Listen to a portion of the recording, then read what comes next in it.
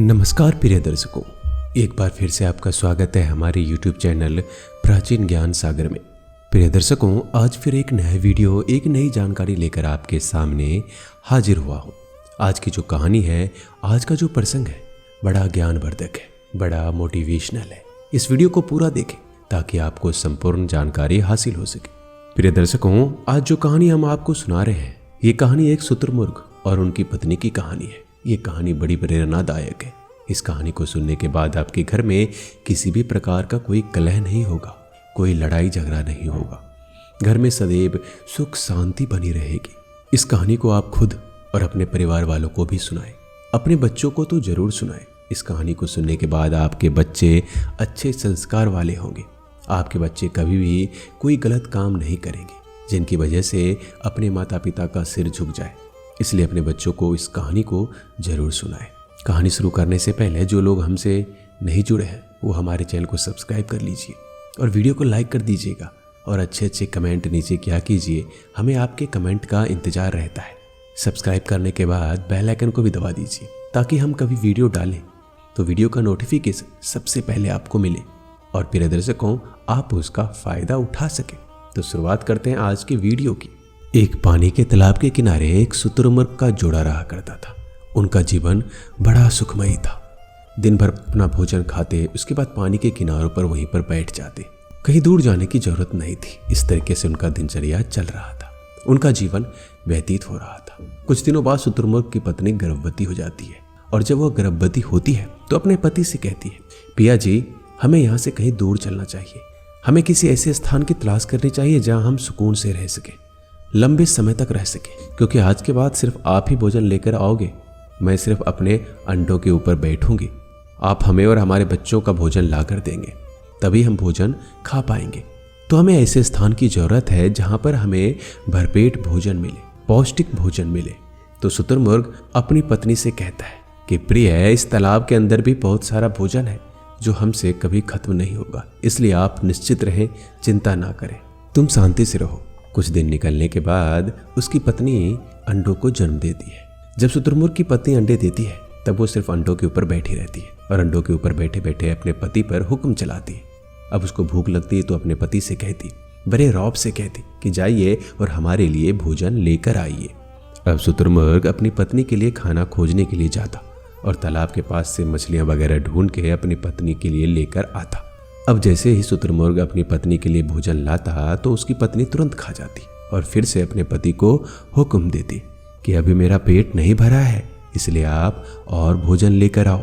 उसके बाद शुतुरमुर्ग फिर अपनी पत्नी के लिए भोजन लेने जाता और फिर से भोजन लेकर पत्नी को दे देता। उसकी पत्नी फिर तुरंत खा जाती। अब तो ये हाल था कि शुतुरमुर्ग को भी अपना पेट भरने के लिए भोजन नहीं था, क्योंकि वह जितना भोजन ढूंढता उतना अपनी पत्नी को दे देता।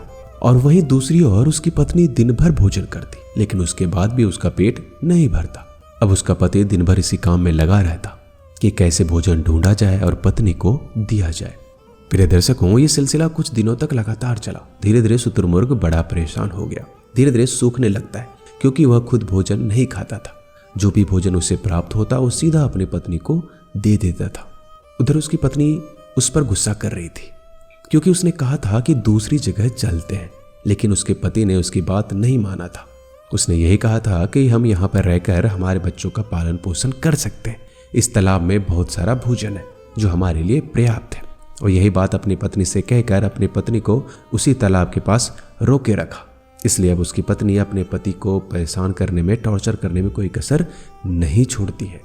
प्रिय दर्शकों, जब उसकी पत्नी अपने पति को टॉर्चर कर रही थी तो ऐसे में कुछ दिन निकल जाते हैं और शुतुरमुर्ग बड़ा परेशान हो जाता है। सोचने लगता है कि मैं क्या करूं, मैं ऐसा क्या करूं कि मैं बहुत सारा भोजन इकट्ठा करके ला सकूं। मैं तो इतना सारा भोजन ढूंढता हूं और सीधा अपनी पत्नी को ले जाकर देता हूं। वह सारे भोजन को खा जाती है, उसके बाद उसका भी पेट नहीं भरता।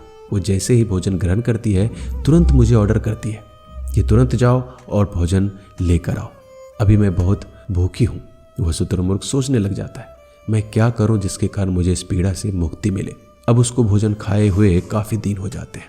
वो जितना भी भोजन ढूंढता सब अपनी पत्नी को लाकर दे देता। भूखा प्यासा रहकर भी दिन भर पानी में आसपास की जगह पर जाकर भोजन की तलाश करता और जो भी भोजन उससे प्राप्त होता सब अपनी वाइफ को दे देता। धीरे धीरे वो बिल्कुल सूख जाता है, उसकी हालत इतनी खराब हो जाती है कि वो चलने के काबिल नहीं रहता।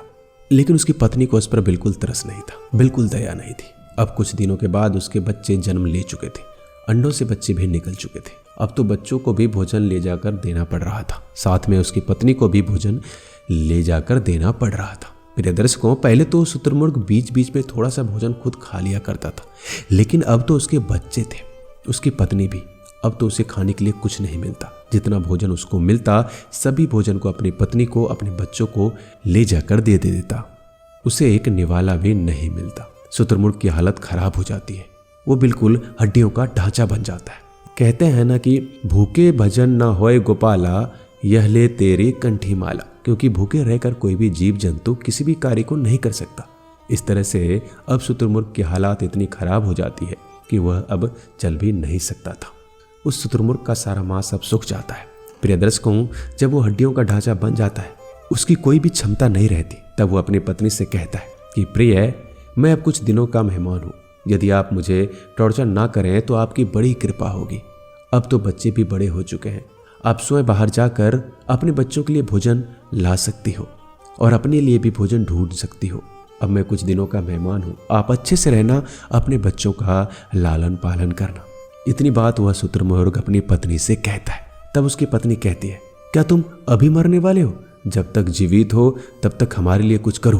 प्रिय दर्शकों, जब अपनी पत्नी की इतनी बात सुनता है तो शुतुरमुर्ग रोने लगता है और परमात्मा से दुआ करता है कि परमात्मा, ऐ मेरे मालिक, ऐ मेरे परम पिता, तुम मुझे इस धरती से अभी क्यों नहीं उठा लेता? मुझे किस जन्म की पीड़ा दे रहा है? ऐसी नरक की जिंदगी से तो बेहतर है कि मृत्यु आ जाए। प्रिय दर्शकों, अब वो शुतुरमुर्ग अपने परमात्मा से दुआ करता है, अपने मालिक से दुआ करता है और कहता है कि मालिक, मुझे उठा ले या फिर मुझे इस नरक से मुक्ति दे। इतना कहने के बाद अब वो शुतुरमुर्ग अपनी पत्नी से बात करना बंद कर देता है और मौन हो जाता है और ईश्वर का ध्यान करने बैठ जाता है। प्रिय दर्शकों, ईश्वर का ध्यान करते समय कुछ समय निकलता है। अब वो एक प्रण बना लेता है कि ना तो वो कुछ भोजन ग्रहण करेगा, ना कुछ पानी पिएगा। अब वो सिर्फ भगवान का ध्यान करने के लिए बैठ जाता है। उसने ये वचन लिया, ये प्रण लिया कि मैं जब तक भगवान का भजन कहूँगा, जब तक या तो ईश्वर मेरे सामने नहीं आ जाते या फिर मेरे शरीर से प्राण नहीं निकल जाते, तब तक मैं भूखा प्यासा रहकर भगवान का भजन करूँगा। यह प्रण लेकर अब वो शुतुरमुर्ग भगवान की भक्ति करने के लिए बैठ जाता है। उधर शुतुरमुर्ग की पत्नी अपने बच्चों को लेकर और अपने पति को ऐसी दुख पीड़ा के हालात में, ऐसी नाजुक हाल में छोड़कर उस तालाब से चली जाती है और अपने पति को ऐसे संकट में जूझता हुआ छोड़कर निकल जाती है। प्रिय दर्शकों, अब वो शुतुरमुर्ग भगवान की भक्ति करता है। कुछ समय निकलने के बाद उसकी भक्ति से श्री हरि विष्णु प्रसन्न होते हैं और श्री हरि विष्णु उस शुतुरमुर्ग के समक्ष जाकर प्रकट होते हैं और उसको कहते हैं कि मांगो, तुम्हें क्या मांगना है। शुतुरमुर्ग श्री हरि विष्णु से कहता है, प्रभु, मुझे मेरी पत्नी का साथ दे दीजिए। और उसको कुछ सोचता ही नहीं, वो सिर्फ यही मांगता है कि मुझे मेरी पत्नी का साथ दे दीजिए। तब श्री हरि विष्णु कहते हैं, तथास्तु, ऐसा ही होगा। प्रिय दर्शकों, वो शुतुरमुर्ग तो मांगने का कुछ और चाह रहा था, लेकिन उसके मुख से यही निकलता है कि प्रभु, मुझे मेरी पत्नी का सहारा दे दीजिए, मेरी पत्नी का साथ दे दीजिए।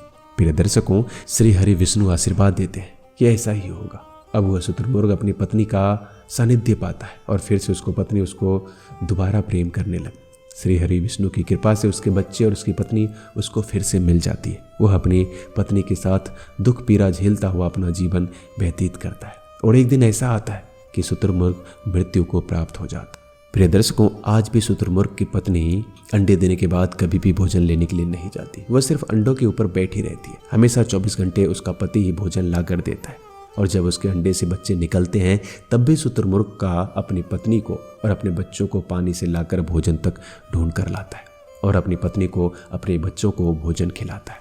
वो तब तक खिलाता है जब तक शुतुरमुर्ग के बच्चे खुद भोजन ढूंढने और खुद पानी में उतरने के काबिल नहीं हो जाते। तब तक शुतुरमुर्ग अपनी पत्नी को, अपने बच्चों को स्वयं भोजन खिलाता है, क्योंकि यह श्री हरि विष्णु के आशीर्वाद के कारण हुआ है। उस वक्त शुतुरमुर्ग कुछ और मांग लेता तो हो सकता है अपने बच्चों को, अपने पत्नी का लालन पालन नहीं करना पड़ता, लेकिन श्री विष्णु से यही मांगा कि प्रभु, मुझे मेरी पत्नी का साथ चाहिए। तो भगवान ने भी उनको आशीर्वाद दे दिया कि तथास्तु, ऐसा ही होगा। उसके बाद से शुतुरमुर्ग कभी भी आपको अकेले नहीं मिलेंगे, हमेशा जोड़े में ही मिलेंगे। जहाँ भी आपको नजर आएंगे, दोनों पति पत्नी का जोड़ा आपको हमेशा नजर आएगा। जब वो अंडे देती है तो खुद उस पर बैठ जाती है और शुतुरमुर्ग अपनी पत्नी के लिए भोजन ढूंढ कर लाता है। इसी तरीके से उनका जीवन व्यतीत होता है। ये कहानी दोस्तों यहीं पर समाप्त होती है। उम्मीद करते हैं कि यह कहानी आपको ज़रूर पसंद आई होगी और आप इस कहानी से ढेर सारा प्रेरणा लिए होंगे। धन्यवाद।